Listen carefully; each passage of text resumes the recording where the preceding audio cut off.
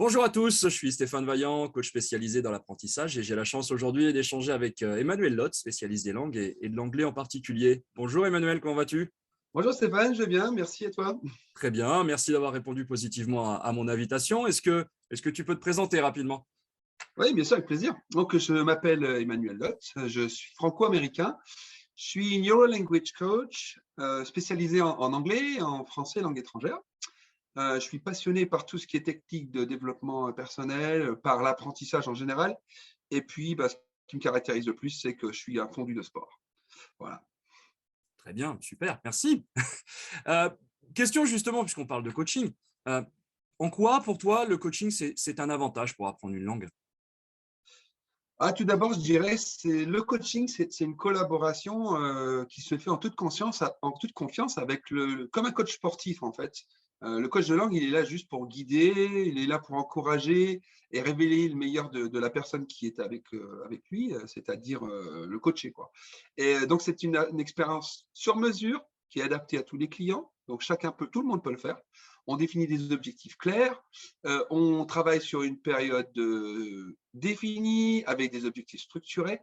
Et donc, la force du coaching, c'est d'abord d'être capable de fixer des nouveaux objectifs concrets, motivants à chaque fois qu'on le veut et surtout on peut mesurer les résultats très facilement. Donc, en fait, coaching, c'est une méthode d'apprentissage qui s'adapte à tout le monde, à tous les défis de tous les clients que j'ai. Et on apprend une langue en fait en douceur. On maximise l'apprentissage. C'est une sorte de voyage un peu guidé où c'est à la fois confortable, c'est motivant et ça doit surtout être agréable. En fait, le coaching, c'est une expérience qui peut changer un peu la vie de celui qui veut apprendre une langue ou faire d'autres choses, hein. Le coaching, c'est pas seulement pour les langues. Voilà en Super, résumé, le coaching, c'est ça pour moi. super, super. Donc, la fameuse learning journey, ça te Le parle? learning Hein. journey, Le exactement, c'est un fameux. voyage. Le fameux. Ok, tu m'as parlé aussi de neurosciences. Alors, qu'est-ce qu'elles apportent en plus, justement, ces neurosciences? Les neurosciences, en fait, c'est quelque chose, pour moi, c'est une nouvelle approche. C'est ce qui va nous permettre de relever tous les défis du XXIe siècle, parce que c'est nouveau quand même, les neurosciences, ça date d'une quinzaine d'années. Grâce aux neurosciences, on sait qu'il n'y a pas deux cerveaux qui sont identiques. Donc, en fait, c'est de pouvoir dire, c'est un potentiel qu'on va libérer grâce à des processus d'apprentissage que l'on libère grâce aux techniques de neurosciences. C'est des séances qu'on retrouve en coaching on applique les neurosciences au coaching, on booste le cerveau, on active la mémoire et ça décuple les capacités de compréhension, de concentration et aussi on développe surtout la confiance en soi, qui est la première chose à viser quand on fait les neurosciences. Donc le principe des neurosciences d'une manière générale, c'est créer des conditions d'apprentissage qui sont absolument optimum pour que le cerveau puisse être le plus efficace possible et qu'on ait des résultats les plus rapides possibles, les plus efficaces, les plus durables et surtout aussi avoir un résultat rentable au final. Donc c'est ça, ça permet, neurosciences, ça permet de travailler sur la mémoire, d'enregistrer plus facilement, plus durablement une langue étrangère. Ça, c'est clair. Et donc, les difficultés qu'on rencontre, comme la peur de s'exprimer, ou des baisses de motivation, ou l'absence de motivation, des baisses de concentration aussi, des manques de confiance en soi, et on peut y pallier grâce aux neurosciences. Donc, en fait, c'est un coaching neurosciences, c'est ce qui aide à progresser en douceur, on évite tout ce qui est stress, et on évolue de manière la plus naturelle possible, le plus proche de ce que les enfants font quand ils apprennent leur propre langue maternelle. Voilà, c'est ce que je dirais, définir pour la Super. neuroscience appliquée aux langues, quoi. Merci, merci. C'est vrai que ça décuple la capacité d'apprentissage et ça permet d'aller beaucoup plus vite et de rester beaucoup plus longtemps. Moi, je l'ai essayé. Ça marche. Mhm. Ça marche. Et plus pratiquement, comment ça se passe une séance de coaching avec toi? Tout d'abord, on a d'abord une première séance qui permet de discuter avec les clients et on voit un petit peu quelles sont leurs attentes, on définit leurs besoins, des besoins concrets. On définit ensuite des objectifs ensemble. Donc, c'est un partenariat, comme je disais tout à l'heure. On est un partenaire avec notre client et on voit un peu quels sont les objectifs qu'il souhaite atteindre concrètement. On discute de la stratégie du programme de coaching qu'on veut mettre en place pour atteindre ces objectifs. Et donc, ça, c'est la première séance. Et ensuite, c'est toute une collaboration où le coaché et le coach, on essaie de trouver des moyens de stimuler le cerveau pour établir des connexions neuronales. Donc, le coach, il est là pour établir des connexions neuronales surmonter toutes les difficultés et les obstacles que le coaché peut rencontrer. Et donc, chaque séance, c'est principalement un ensemble de conversations, en fait, où le coach essaie de mettre en avant toutes les structures de langue, des structures linguistiques, et de le faire approprier naturellement au coaché. Donc, chaque séance, c'est toujours un temps d'échange. C'est essentiellement de la conversation, où on essaie d'améliorer la grammaire, de mettre du nouveau vocabulaire en pratique, de peaufiner la prononciation. Donc moi, mon boulot de coach, il consiste à animer la séance sous forme de conversation. On appelle coaching conversation. Hein. Et on maximise le temps de parole pour que la personne en face, elle améliore sa fluidité, elle consolide sa grammaire, elle apprend du nouveau vocabulaire sans que ça fasse mal et de manière tout à fait naturelle. Donc une séance de coaching, c'est une conversation. Il y a très peu de grammaire, c'est pas du tout scolaire. Voilà, je pense que c'est un peu un résumé d'une séance, c'est ça. Hein. Ouais, le fameux côté brain friendly, l'amicalité avec le cerveau, si j'ose dire. Là. Exact, on est gentil avec notre cerveau. Bon, c'est bien, super. Et tu sais que moi, je travaille beaucoup plus dans le monde de l'entreprise là-dessus, et j'ai pas mal de gens qui me croisent et qui me disent, moi, l'anglais, j'aimerais bien, mais voilà. Je m'y suis jamais mis quand j'étais à l'école, et là, maintenant, j'ai un blocage. Pour toi, là, qui vois ce genre de personnes face à toi, comment tu pourrais les conseiller? Qu'est-ce que tu pourrais leur proposer? Je dirais le premier conseil déjà, c'est de ne pas rester seul, c'est de se faire accompagner pour apprendre une langue. C'est plus motivant, on a des résultats qui sont beaucoup plus rapides, beaucoup plus efficaces.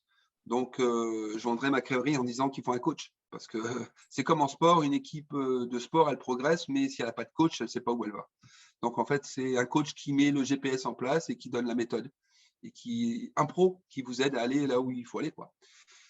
Ça, c'est le premier conseil. Le deuxième conseil, c'est de ne pas avoir peur de faire le pas d'apprentissage. Pour moi, je prends toujours l'exemple, on n'apprend pas à skier dans les livres, on n'apprend pas à skier, à progresser en faisant du ski sur les pistes vertes, on apprend en tombant. Donc, pour moi, c'est foncer, faites des erreurs, pas peur de faire des erreurs. En fait, il ne faut pas avoir une manière d'échouer.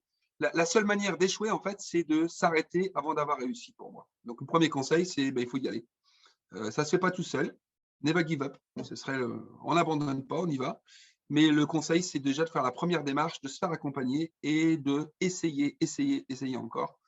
Tous les moyens sont bons. Donc, en fait, c'est avoir un état d'esprit qui soit positif et surtout libéré du concept d'erreur qu'on nous a donné un petit peu dans le système scolaire français. Ouais. Progresser pour ça. Donc, voilà, en entreprise, pour progresser, il faut aussi s'investir.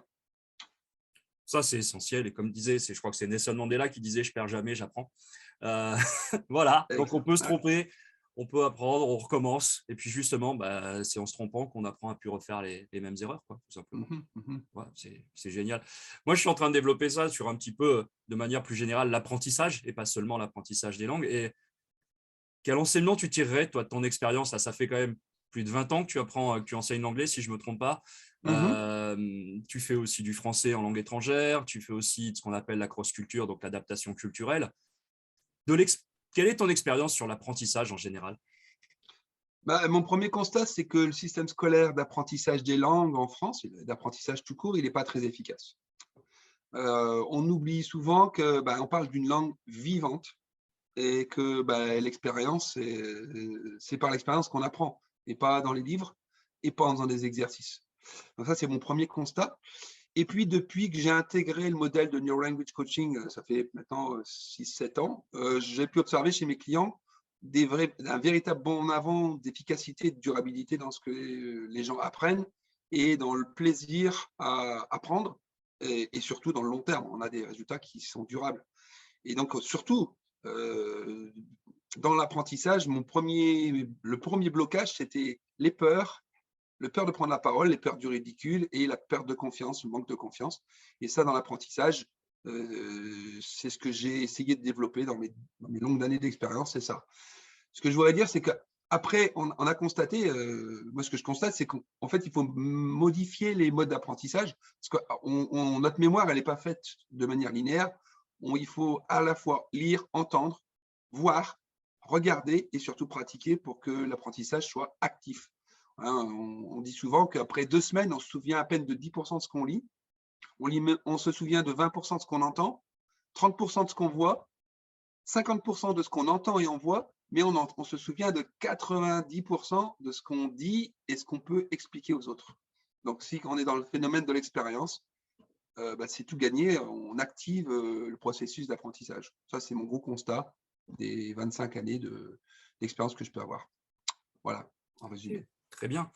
Bah, écoute, Emmanuel, merci en tout cas pour toutes ces explications.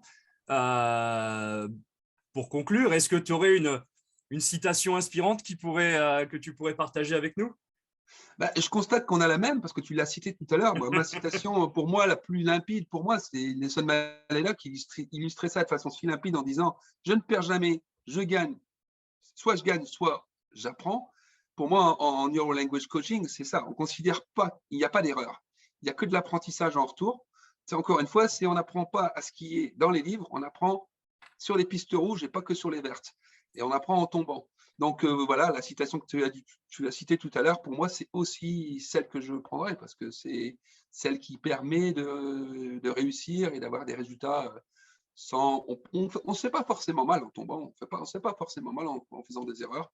Et ça, il faut changer un petit peu notre état d'esprit. C'est ce qui est nouveau dans les neurosciences. C'est qu'on essaie de mettre notre cerveau en mode positif. Voilà. Super. Et merci beaucoup, Emmanuel. Avec plaisir. À bientôt alors. Oui, bien sûr. Merci beaucoup. Merci.